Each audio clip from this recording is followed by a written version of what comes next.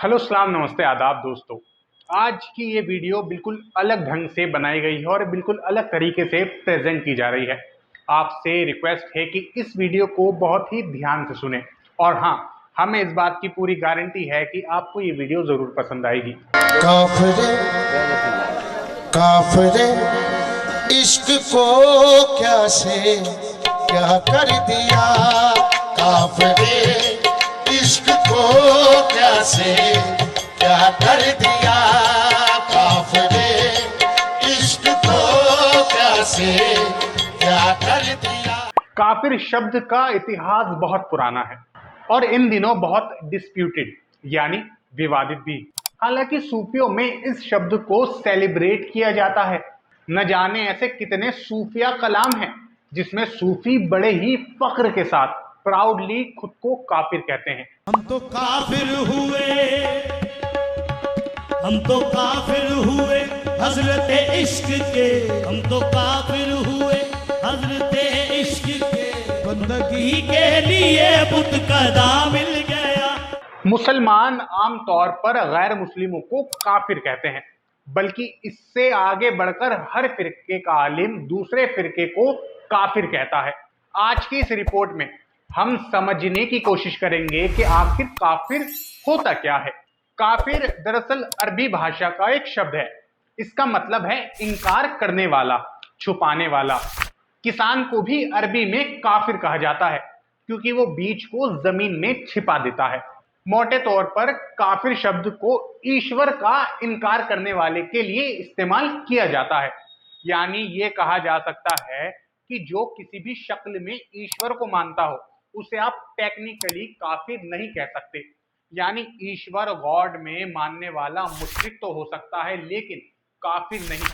काफिर लफ्ज के जो मायने हैं उसके मुताबिक तो बिल्कुल नहीं, क्योंकि वो ईश्वर के होने का इनकारी नहीं। काफिर के लिए हिंदी में सबसे सटीक शब्द है नास्तिक, या इंग्लिश में कहें तो एथिस्ट। किसी भी ईश्वर, गॉड, आत्मा, रूह, परलोक, जन्नत, दोज़ख का इनकार करने वाले लोगों को आप लोग नास्तिक, अथीस्ट या फिर काफिर कह सकते हैं। दोस्तों, ये लोग दुनिया में उतने ही पुराने हैं जितने पुराने आस्तिक या ईमान वाले लोग। कहा जाता है कि रोम का महान दार्शनिक सुकरात भी नास्तिक या काफिर था। भारत जो कि हजारों साल पुरानी सभ्यता है और यहाँ का मुख्य धर्म सनातन है। सनातन का मतलब ही सदा से, हमेशा से। यहाँ भी उतना पुराना चारवाक का दर्शन है जिसे फिलॉसफी ऑफ चारवाक कहा जाता है। चारवाक की फिलॉसफी में ईश्वर की कोई जगह नहीं। उनके यहाँ बिना दलील, बिना तर्क कोई बात नहीं मानी जाती। नास्तिक कहते हैं कि धर्म की शुरुआत ही आस्था या उस चीज पर ईमान से होती है जो गैब है, यानी छिपा हुआ है। नास्तिकों का मानना है कि जिसे साबित ही नहीं किया जा सकता उस पर ईमान रखने को कहना लूट का धंधा है। इतिहासकार बताते हैं कि सदियों पहले भारत में चारवाक नाम का कोई नास्तिक हुआ करता था जिसने पंडितों के ईश्वर, स्वर्ग, नर्क, लोक, परलोक को कोरी कल्पना बताकर चुनौती दी थी। बाद में बुद्ध और महावीर उसी कड़ी के बड़े तर्कशील नास्तिक हुए जिन्होंने किसी भी ईश्वर के होने का इनकार किया। आज के एथीस्ट या काफिर कहते हैं कि अफसोस की बात है, बुद्ध और महावीर का जो आंदोलन कभी धर्म के खिलाफ था आज वो भी एक धर्म की शक्ल ले चुका है। पूजा पाठ और धार्मिक कर्मकांड के घोर विरोधी बुद्ध और महावीर आज खुद पूजे जाते हैं। किसी समय में नास्तिकता के इन आंदोलनों ने भारत में ब्राह्मणवादी धर्म को पूरी तरह नष्ट कर दिया था। धर्म गुरुओं द्वारा चलाई जा रही धार्मिक व्यवस्था में गरीब बहुत गरीब और अमीर बहुत अमीर होता था।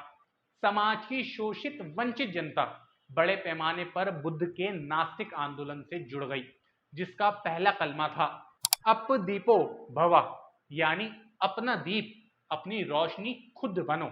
जैसा कि आप जानते हैं कि आम जनता की आजादी से सबसे बड़ा खतरा, सबसे बड़ा डर हमेशा धर्म गुरुओं और सत्ता को होता है। इन दोनों को भेड़ों की भीड़ सूट करती है। इसलिए मौका मिलते ही बेईमान धर्मगुरुओं और हुक्मरानों ने बुद्धिस्टों का कत्लेआम किया और भारत की जमीन को बुद्ध के मानने वालों की करबला बना दिया। वक्त के साथ साथ अपनी रोशनी खुद बनो का तार्किक आंदोलन बुद्ध की मूर्ति, बुद्ध के ख्याल को रोशनी बनाओ की आस्था में बदल गया। जैसा कि हमने ऊपर कहा कि लफ्ज काफिर को सूफी लोग बहुत सेलिब्रेट करते हैं। सूफी बताते हैं कि वो लोग कल्पना के ईश्वर, ख्याली खुदा का कुफ्र यानी इनकार करते हैं। इनका कहना है कि सारी कायनात ही खुदा का जलवा है, इसलिए उसे आसमान पर बैठा देना लामहदूद को महदूद, असीमित को सीमित करने का गुनाह और गलती करने जैसा है।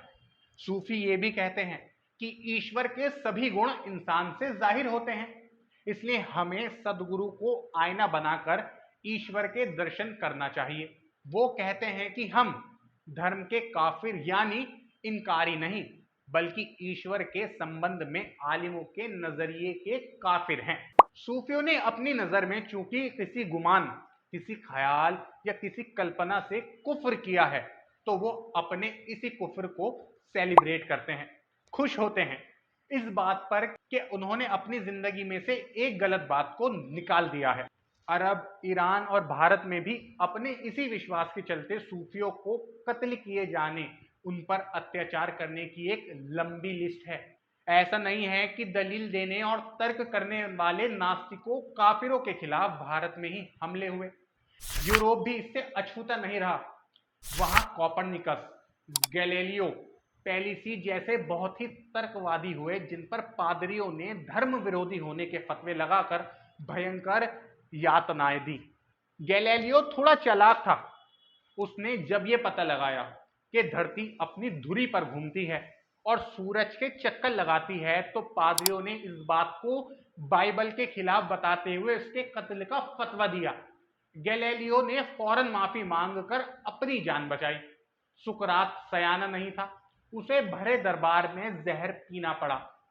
आज जबकि दुनिया भर में साइंस का बोलबाला है और बोलने की आजादी है, तो खुदा का इनकार करने वाले काफिरों की तादाद बढ़ती जा रही है और वो सभी धर्मों को चैलेंज कर रहे हैं। सोशल मीडिया पर देखें तो दूसरे धर्मों के मानने वाले और अपने ही धर्म में अलग विचार रखने वालों को खुलेआम काफिर कहने वाले सभी धर्म गुरु नास्तिकों से डिबेट के लिए बिल्कुल भी तैयार नहीं होते। हाँ, टीआरपी बटोरने या अपनी व्यूवरशिप बढ़ाने के लिए कभी कभार किसी कम पढ़े लिखे नास्तिक से बहस कर तालियां जरूर बजवा लेते हैं। बहरहाल इस रिपोर्ट में हमारा मकसद नास्तिकों या काफिरों के बारे में आपकी जानकारी बढ़ाना है, ताकि आप लफ्ज काफिर का सही सही मतलब समझें। किसी मुशरिक को काफिर कहकर समाज में दूरी पैदा ना करें। आखिर में मैं एक किस्सा सुनाकर इस वीडियो को एंड करूंगा। मेरे वालिद साहब बताते हैं कि उनके स्कूल के एक उर्दू टीचर एक शेर के बारे में समझा रहे थे। वो शेर कुछ इस तरह था: जाहिद तंग नजर ने मुझे काफिर जाना और काफिर ये समझता है मुसलमान हूं मैं। वालिद साहब बताते हैं कि ये शेर पढ़कर टीचर ने बच्चों से पूछा कि काफिर किसे कहते हैं। फौरन ही एक मुसलमान लड़का खड़ा होकर जोर से बोला, जी हिंदू को। तो ये थी हमारी आज की वीडियो। इस वीडियो को आप जितना ज्यादा लाइक और शेयर करेंगे, ये वीडियो ज्यादा से ज्यादा लोगों तक पहुंचेगी। शुक्रिया।